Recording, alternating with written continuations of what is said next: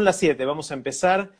Bienvenidas y bienvenidos a todos. Este es un Instagram Live de TEDx Río de la Plata, en el cual vamos a profundizar en lo último que sabemos, en realidad que sabe Fer acá abajo, sobre la pandemia.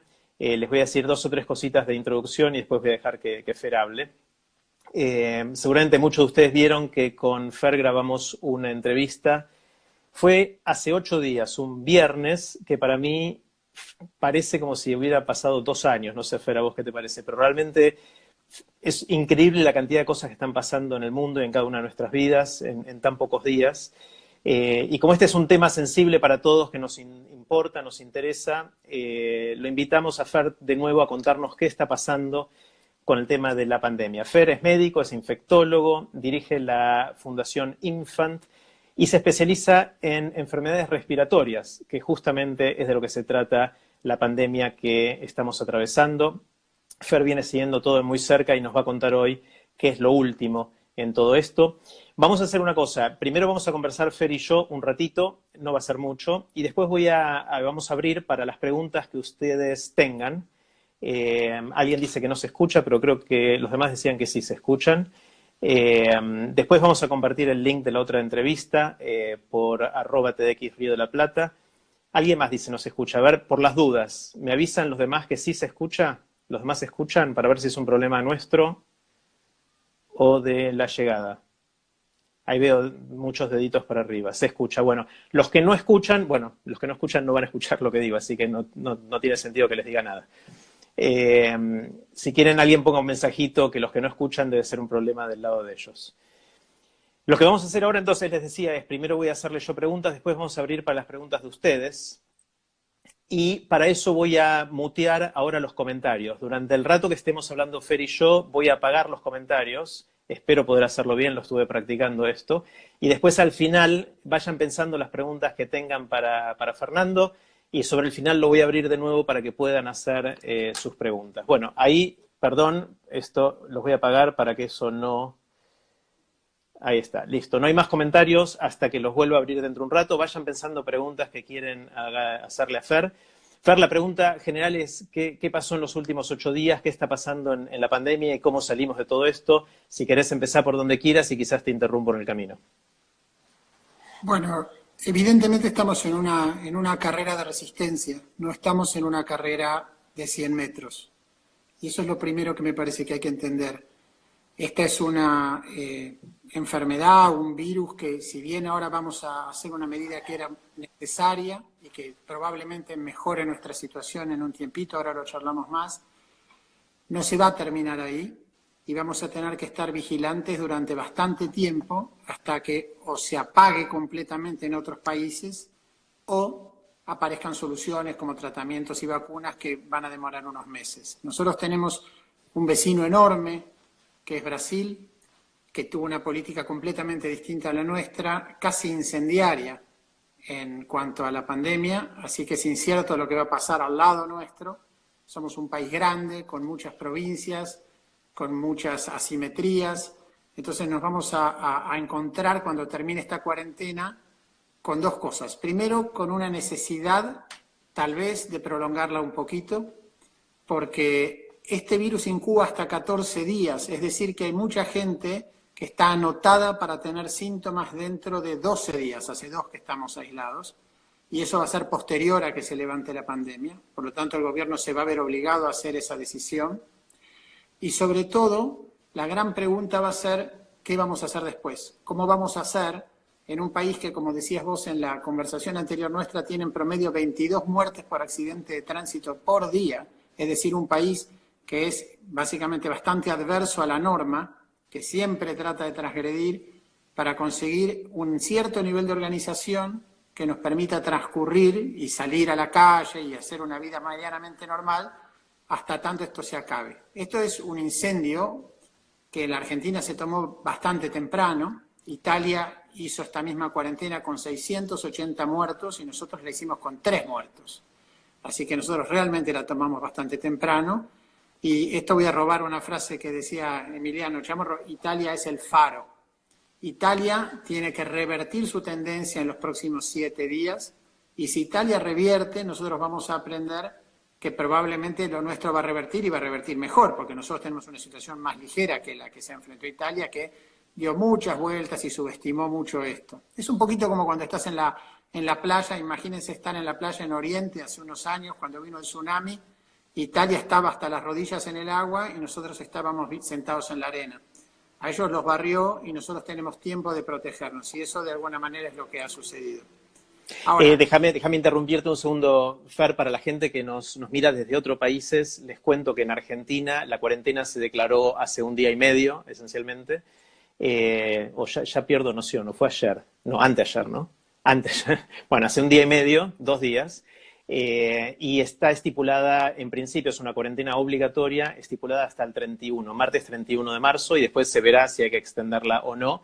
Yo sé que en otros países las soluciones son distintas, pero aclaro por las dudas porque algunas de las referencias que hace Fer tiene que ver con la realidad local, pero mucho de lo que dice obviamente es aplicable a cualquier lugar del mundo.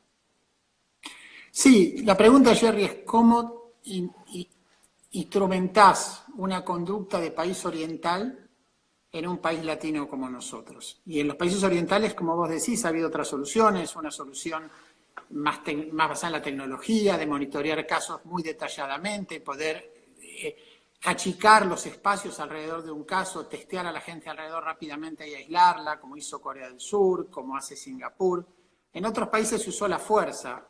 China sacó los tanques a la calle, bueno, con un método que nosotros ninguno de nosotros aprecia, para conseguir aislar a la población y evitar los contactos interpersonales. Y la Argentina eligió esta estrategia que para mí es la correcta, pero tiene un desafío a largo plazo y es el que para mí es el más importante que hay que pensar hoy en las autoridades, que es cómo se sale de esto, cómo se sale de esta convertibilidad, sin que tengamos secuelas posteriores, ¿no? Está bueno que decís convertibilidad con las comillas, ¿no? O sea, es por la frase de salir de, ¿no? ¿O hay un paralelo más profundo? No. Es simplemente salir de una situación que finge ser estable, pero que abajo es mucho más complicada, ¿no? Pensemos en un incendio forestal de una provincia, uno lo apaga, pero vas a tener pequeños foquitos que se van a ir prendiendo. Y eso primero. Entonces tenés que tener un cuerpo de bomberos que tiene información muy veloz para ir a controlarlos, apagarlos, un país muy atento, muy alerta. Y sobre todo tenés que tomar la ventaja de que tenemos todos estos países orientales que lo están haciendo, y este es el momento de aprender lo que hay que hacer, porque tenemos 15 días para aprender. Y ahí empieza, yo siempre me pensaba, ¿no? Esto se parece mucho a los viajes de Ulises. Esto no es un viaje en los pedalines del lago de Palermo, y vamos a tener que andar mucho tiempo con cuidado, y es posible que nos enfrentemos todavía a varios desafíos. Pero empezamos bien, cosa que es inusual en la Argentina, así que tenemos que sostener desde ahí. Empezamos bien, Fer, con la cuarentena, pero entiendo que no tenemos todavía una buena política y un sistema para testear masivamente a la gente, ¿no?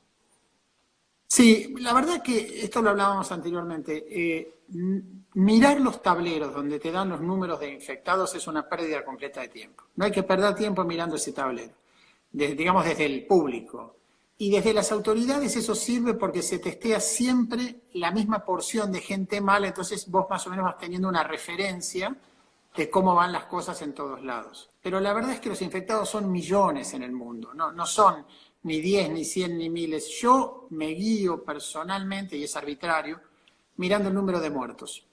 Porque el número de muertos sí responde a una cantidad de infectados. Y yo estimo, por lo que veo en el mundo, que por lo menos es aceptable imaginar que por cada persona que muere hay 1000 infectados.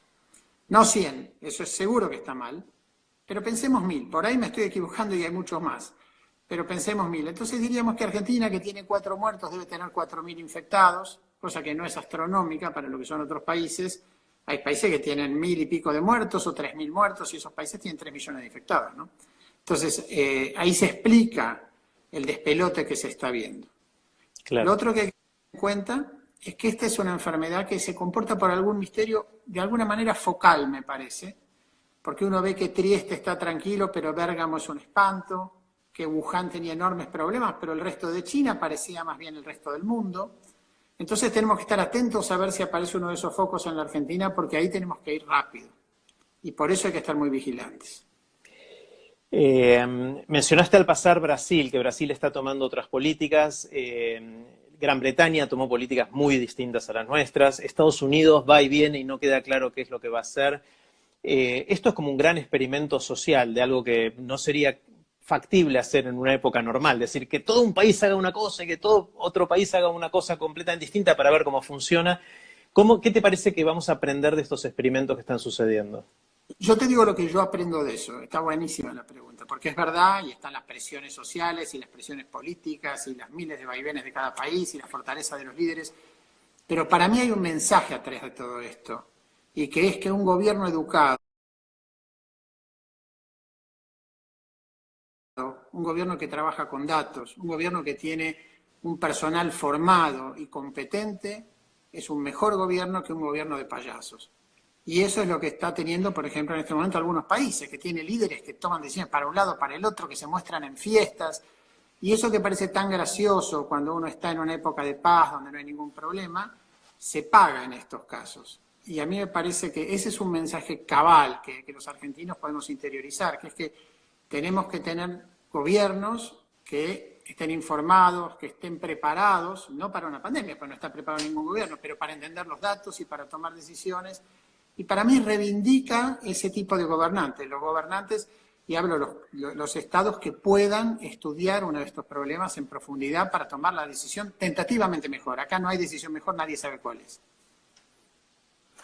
El gobierno, como decía antes, en Argentina estipuló esta cuarentena obligatoria hasta el 31 de marzo. Eso son, creo que, 12 días de cuarentena, que es menos que el periodo máximo de incubación de este virus. Con lo cual, es probable que no alcance, ¿no? Eso, y que haya que prolongarla. ¿Cómo lo ves?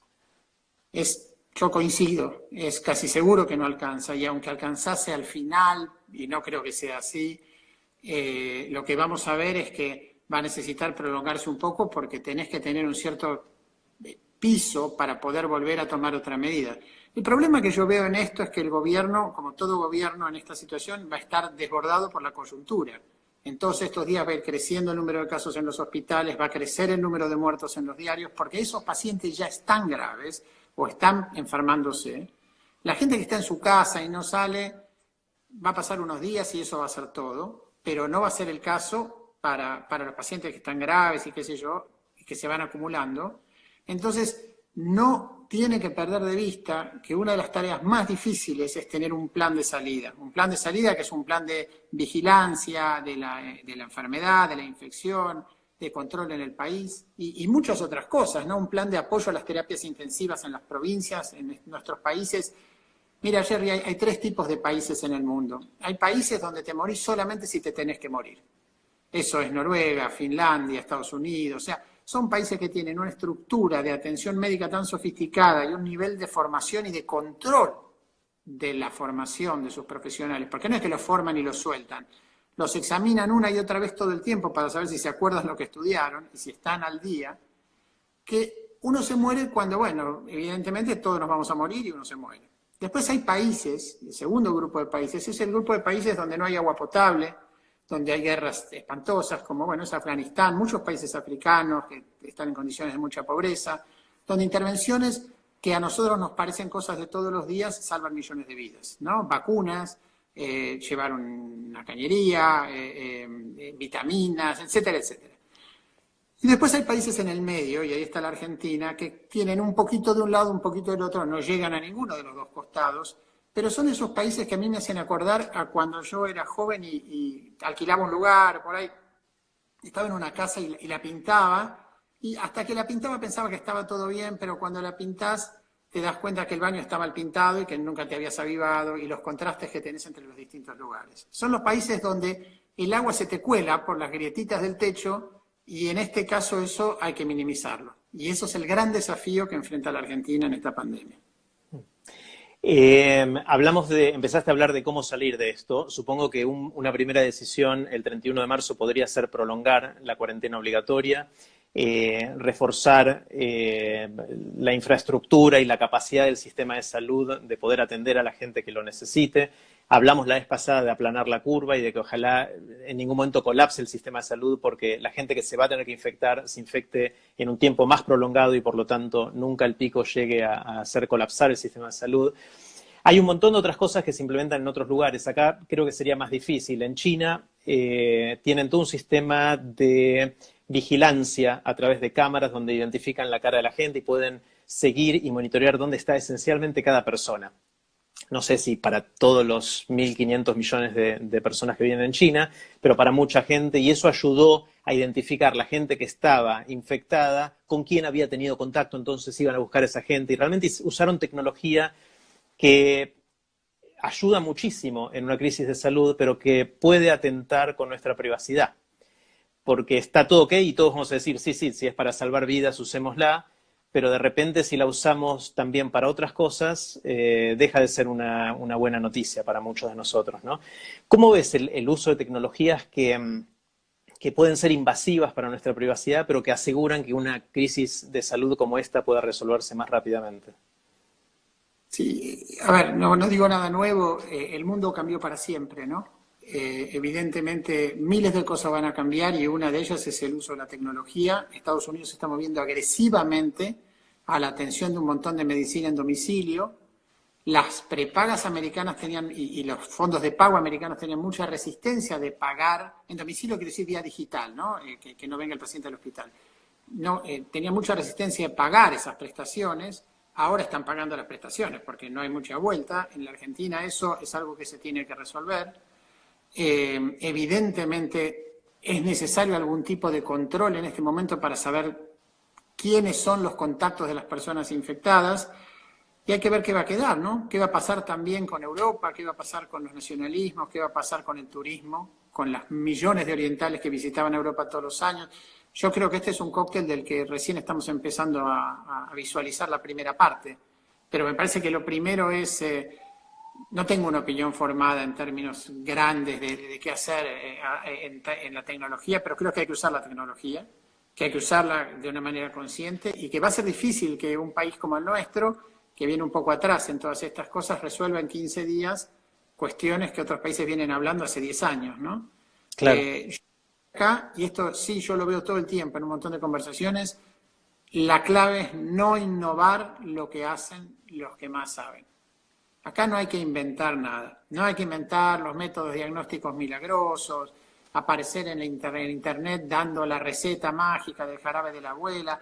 Acá hay que agarrar de lo que sirve y lo que están dando. Y hay cosas que están funcionando. Evidentemente los países del sudeste asiático les va mucho mejor y empezaron antes y tenían el agua mucho más cerca que los europeos, como les va a los europeos. Tenemos que prestar atención a eso, tenemos que ser responsables. No tenemos, por ejemplo, que inventar nuestros propios test diagnósticos. Tenemos que usar los test diagnósticos de los norteamericanos, de los europeos. Si ellos lo evaluaron y los aprobaron, no es el momento que nosotros nos pongamos a vestir de nacionalismo. Es una estupidez eso, hay que avanzar. Pero siempre en lo que está demostrado que sirve y en lo que va sirviendo en otros lados. No improvisar, porque eso en este grado de volatilidad de la situación, que es una situación que si vos te juntás conmigo cada 3 días te voy a decir un poquito distinto las cosas, porque todos vamos aprendiendo a medida que pasa, es la primera vez que vivimos una cosa así.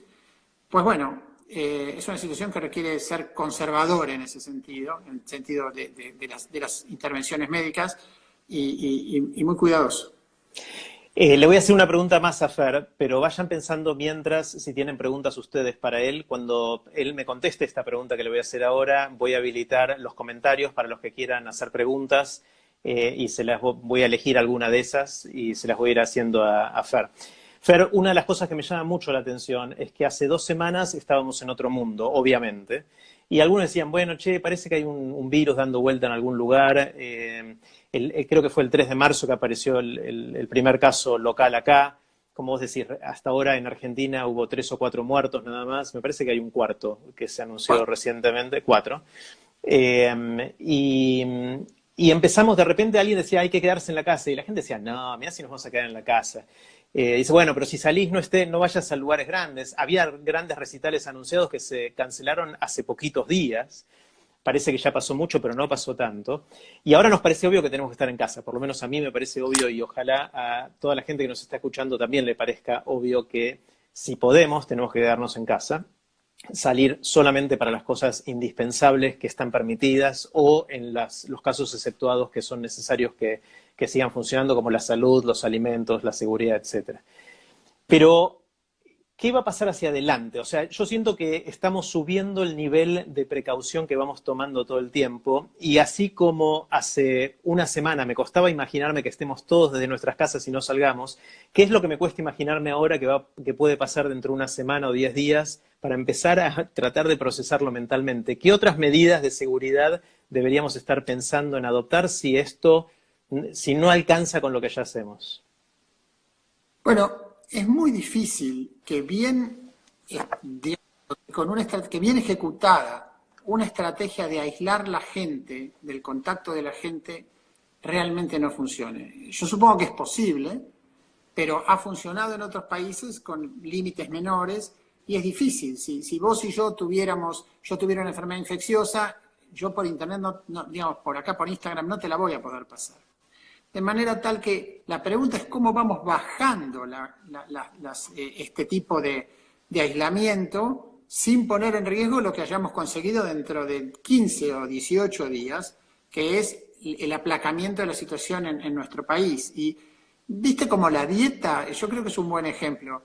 Uno empieza a hacer dieta y empieza a bajar de peso, y un día ya se ve que bajó de peso y va y destroza la dieta, empieza a comer y comer y comer, y de repente se ve que volvió a donde estaba o peor. El sacrificio de la dieta es un sacrificio interno, uno podrá o no tener problemas con sí mismo por haber abandonado la dieta.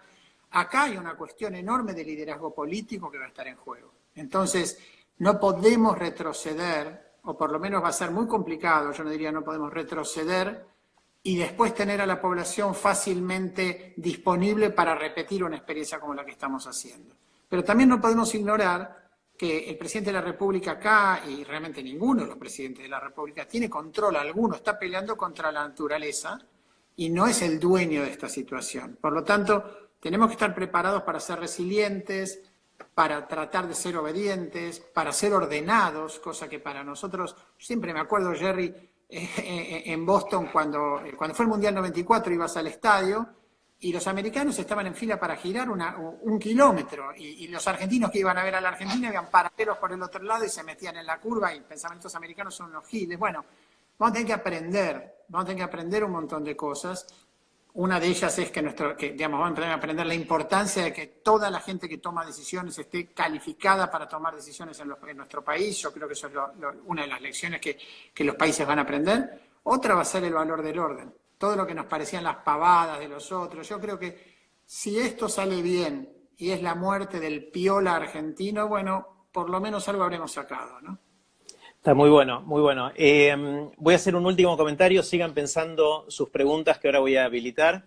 Una de las cosas que quiero que aclares vos, voy a decirlo yo, pero quiero que lo refuerces, es que como estamos recién empezando la cuarentena, es muy probable que el número de infectados o de muertos crezca mucho por los próximos 12 días, inclusive hasta el 31 de marzo.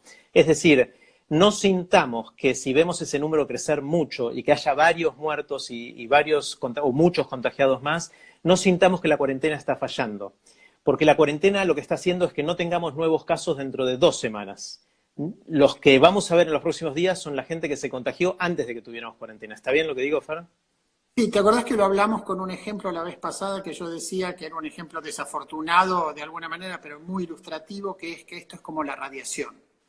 Uno se lo lleva puesto y se entera mucho después que lo tiene. En general 5 a 6 días después. Entonces, puede llegar hasta 14 días después. Y el tema ahí es que a mí no me sorprende nada que Italia haya tenido más muertos hoy que ayer y ayer que anteayer. A mí me sorprende que a alguien le sorprenda entre la gente que entiende de esto. Porque Italia todavía no alcanzó 2 semanas de cuarentena. Entonces, todas las personas que tenían que tener enfermedad ayer son las que se infectaron 9 días antes de que empiece la cuarentena, o 8, o lo que sea, y sucesivamente fueron infectando más y más personas al día siguiente. Así que es enteramente posible que mañana, lunes, Italia tenga más muertos que hoy. Eso no quiere decir que vamos de cabeza al precipicio.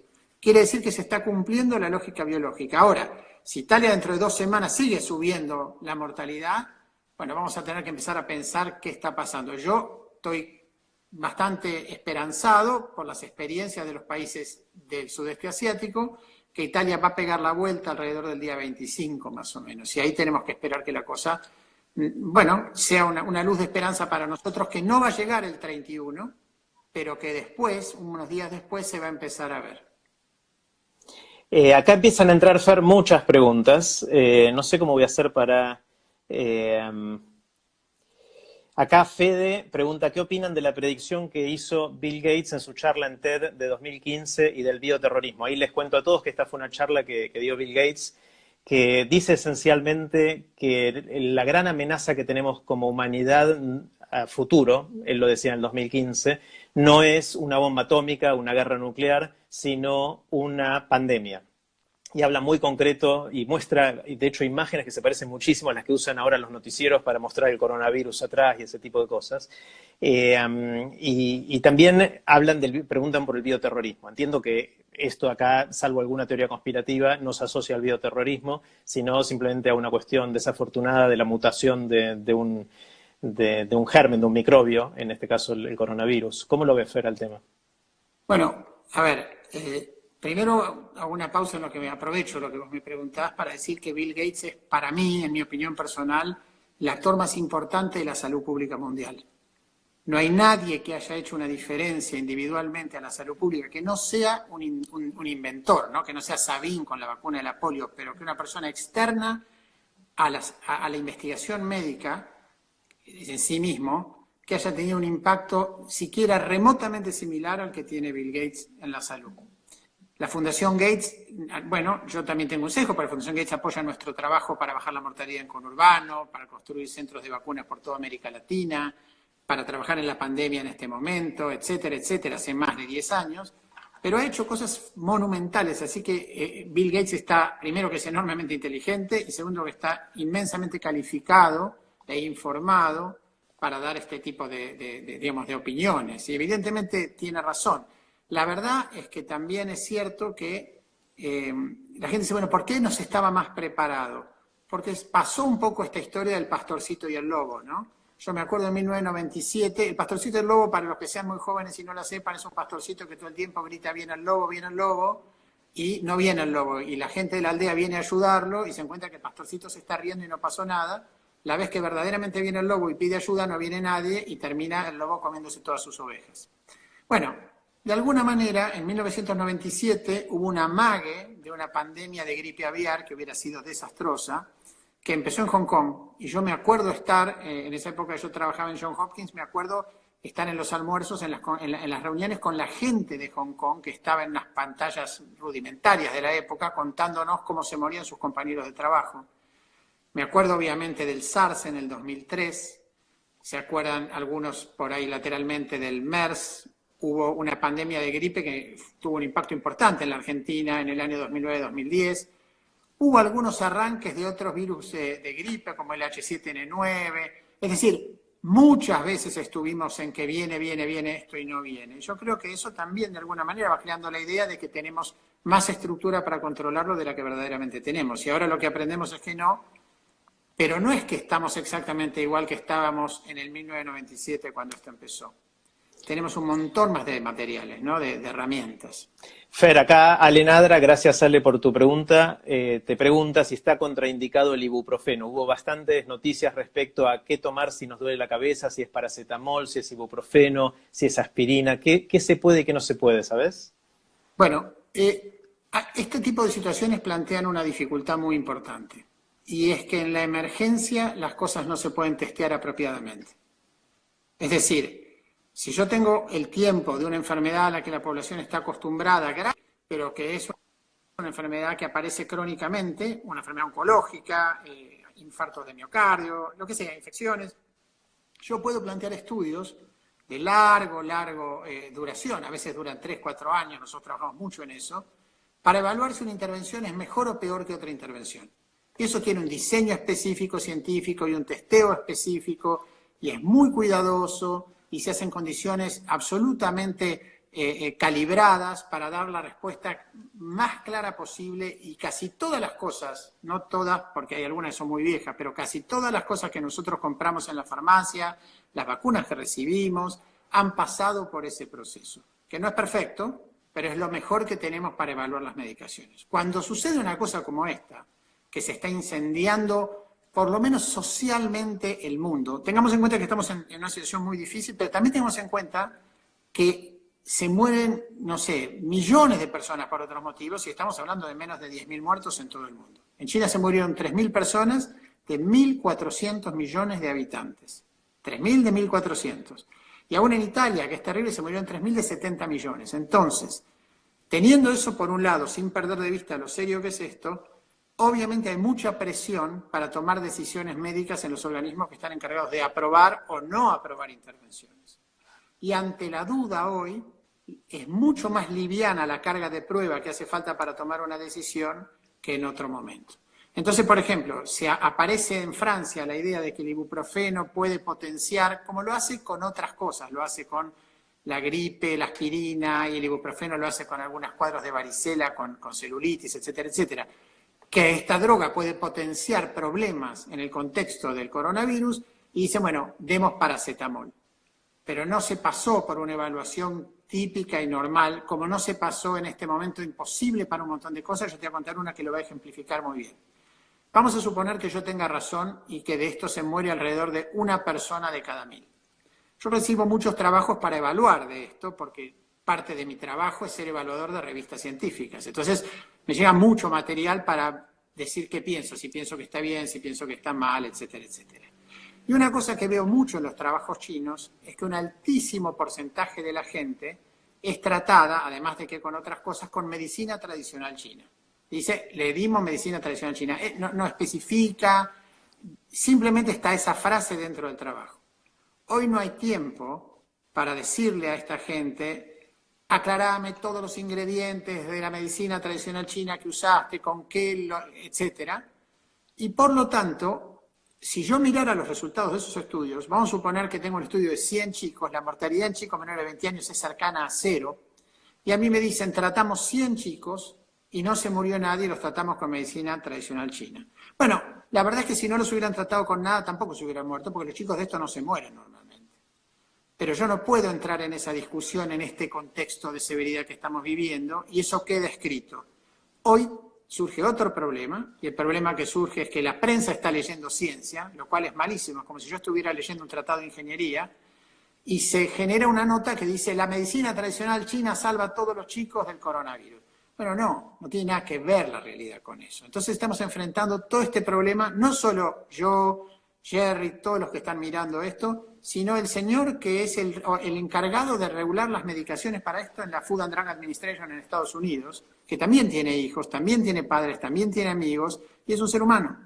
Y se ve también sujeto a presiones para tomar decisiones. Entonces, en las cosas menores, va a tomar la decisión más fácil hoy.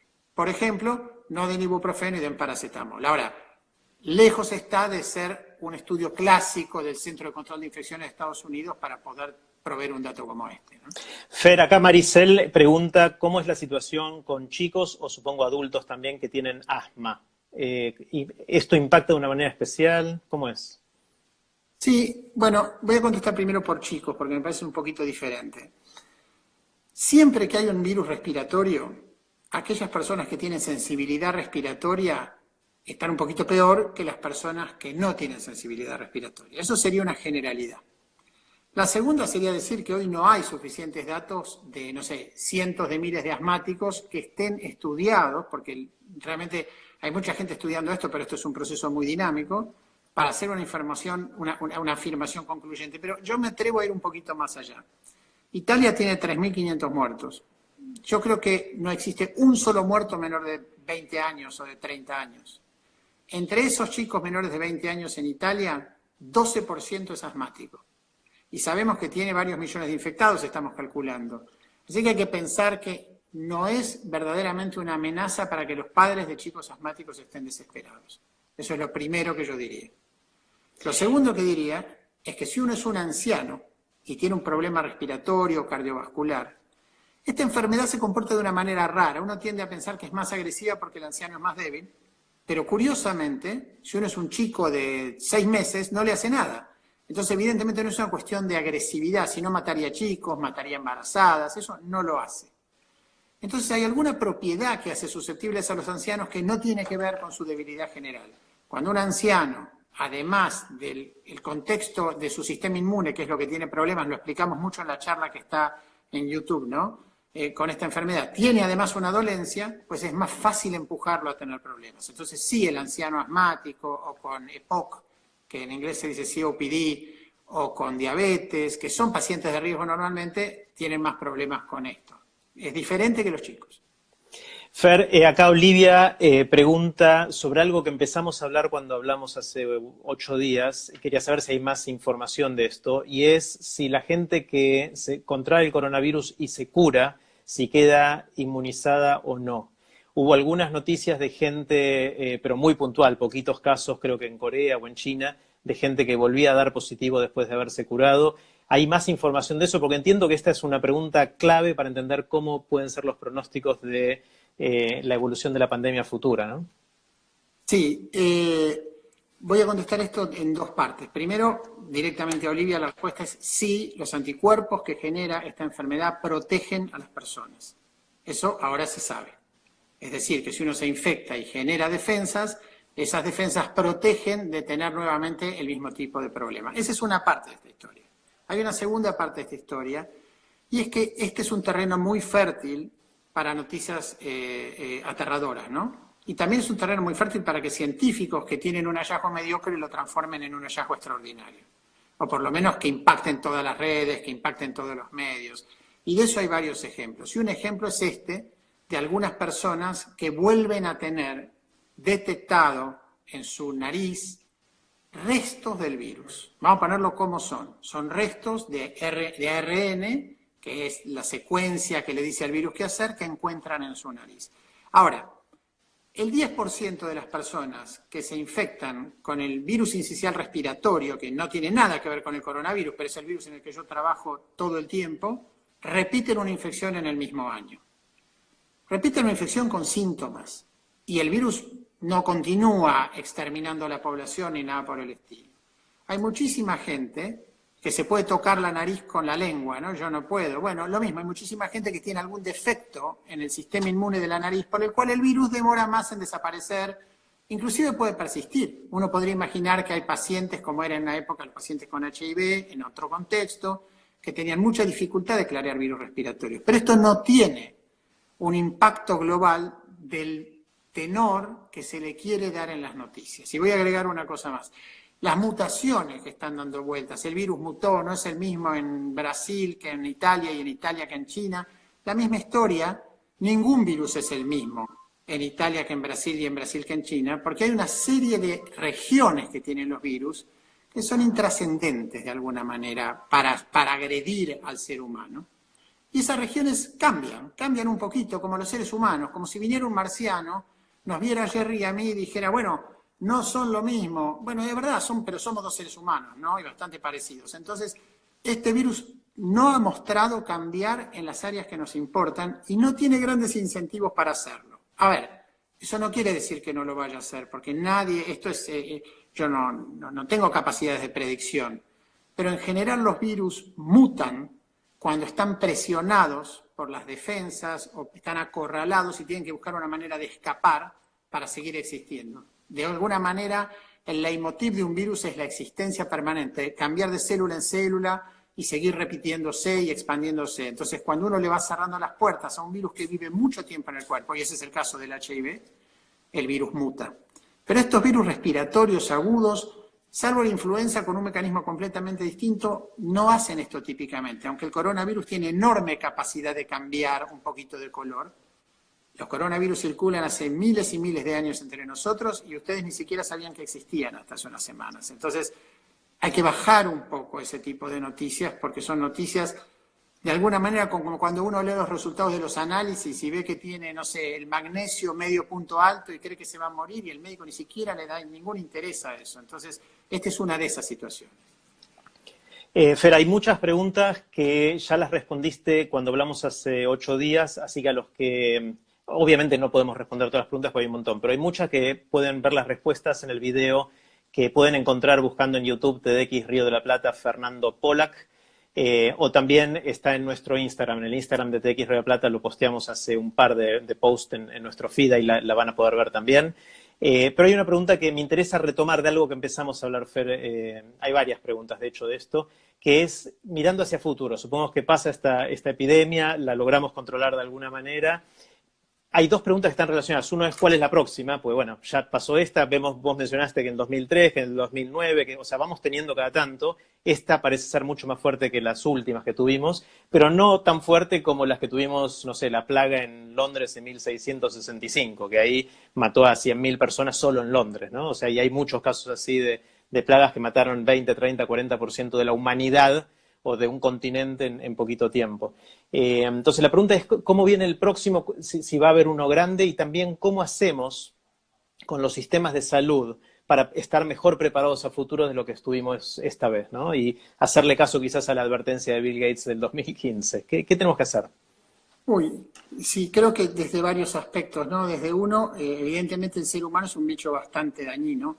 Si vos ves los canales de Venecia ahora totalmente limpios, con peces y delfines, y ves las mismas situaciones, ¿no? Con China, que se ha clareado de polución, bueno, el motivo por el que estas cosas puedan suceder a nivel global con esa intensidad es porque nosotros vamos cambiando y obviamente interconectándonos y trayendo y llevando, eso es así. Ahora, dicho esto, no hay tan fácilmente un escenario para que mañana venga otro germen. Yo desaconsejaría a la gente a que se pase de ahora en más mirando el diario a ver cuándo viene el próximo que nos va a deshacer.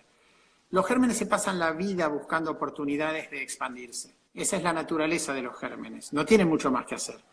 Entonces siempre están buscando cómo salir de un organismo a otro. Por ejemplo, vamos a ir al clásico ejemplo de estas pandemias. Siempre están en algún animal, salvaje o no salvaje, y después quieren pasar de ahí al ser humano. Y normalmente no pueden.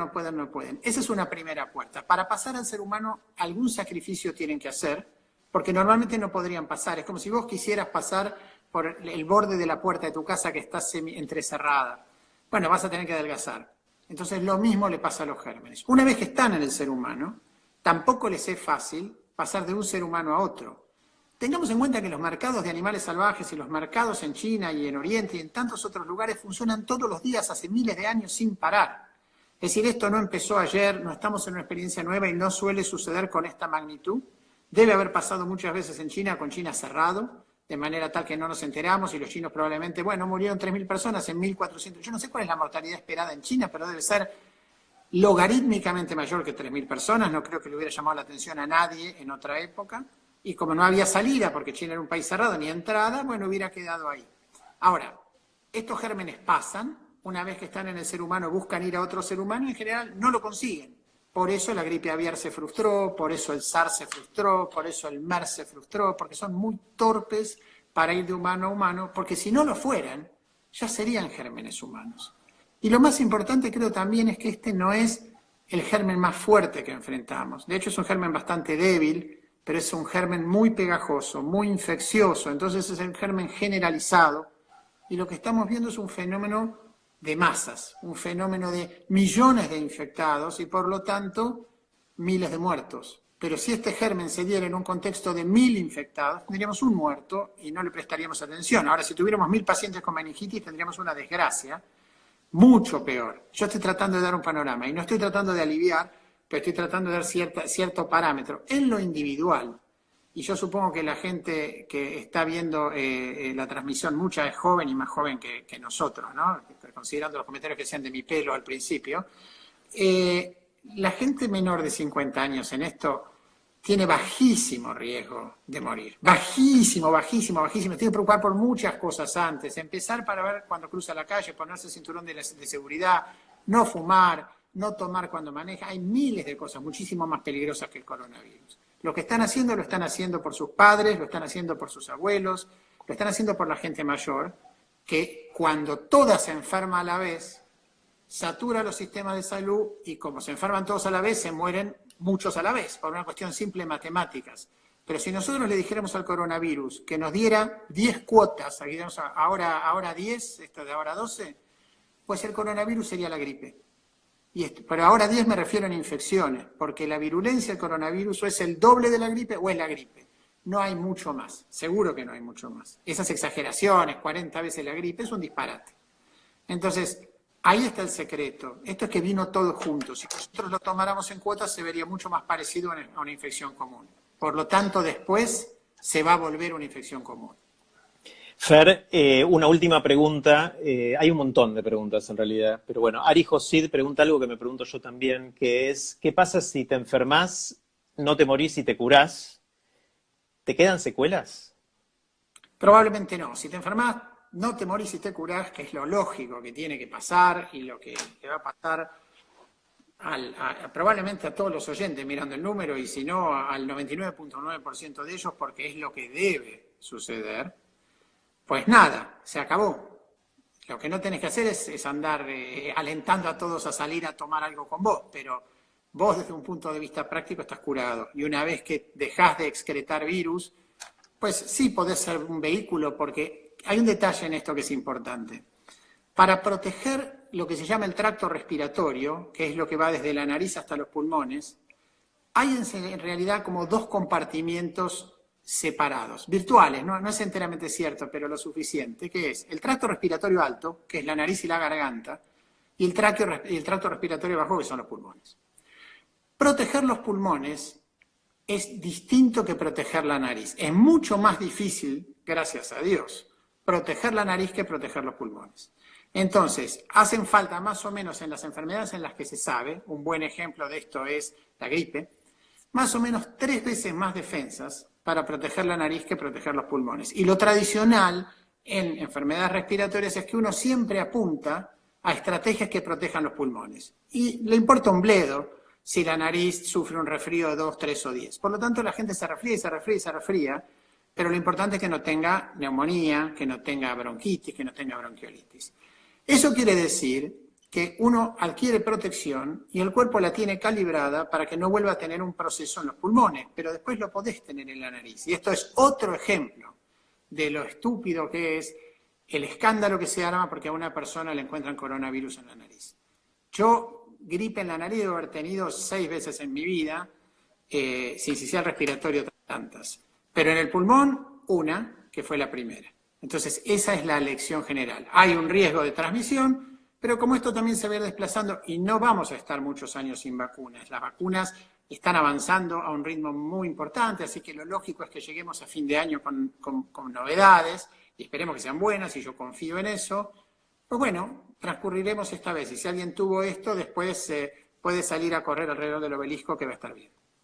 Fer, espectacular esto. Te voy a hacer una pregunta acá al aire, con todos escuchando, y es, ¿te coparías haciendo esto que acabamos de hacer una vez por semana? Porque esto avanza tanto todo el tiempo que me parece que podría ser muy valioso para todos escucharte, no sé, una vez por semana. ¿Te copás o no? ¿Podés? Sí, yo lo hago una vez por semana. No lo haría más seguido porque vamos a tener que forzar noticias. Y eso es lo que está haciendo la prensa. La prensa tiene que forzar noticias y eso no viene bien. Entonces, una vez por semana podemos de alguna manera poner las cosas en perspectiva, sabiendo que es posible que nos veamos muchas veces, Jerry, ¿no? Sí, igual nos vamos a ver nosotros por otro lado, pero vamos a hacerlo si nos ponen muchos corazoncitos. Queremos ver corazoncitos, muestras de amor y de cariño. Si a ustedes les interesa, Fer se acaba de comprometer a hacer esto una vez por semana. Después lo vamos a anunciar por las redes, pero puede ser quizás este mismo horario, si a Fer y a mí nos viene bien. Y les vamos a avisar. Pero ha ido un montón de corazoncitos, así que me parece que tenemos quórum, Fer, y por los comentarios de todos, me parece que... Vamos a tener que hacerlo. Y también esto va a quedar grabado por 24 horas en los stories de @TDX Río de la Plata dentro de un ratito. Cuando terminamos esto, creo que tarda un ratito en subirlo. Una vez que está subido, ayúdennos a compartir esta conversación con toda la gente que ustedes creen que puede beneficiarse de escucharlo, Fer. Ojalá nos cuidemos todos mucho, mucho para que esto pase lo más rápido posible, que volvamos a una vida normal lo antes posible, pero sabemos que no va a ser tan rápido, que nos va a llevar bastante tiempo. Así que, Fer, gracias, muchísimas gracias para vos y gracias a todos los que nos siguieron por cuidarse mucho, por cuidar a los otros y por esparcir la voz de que es necesario hacerlo entre todos para poder salir de esto. Gracias. Chau, Fer. Gracias. Con paciencia es esto. Eso, chau, gracias.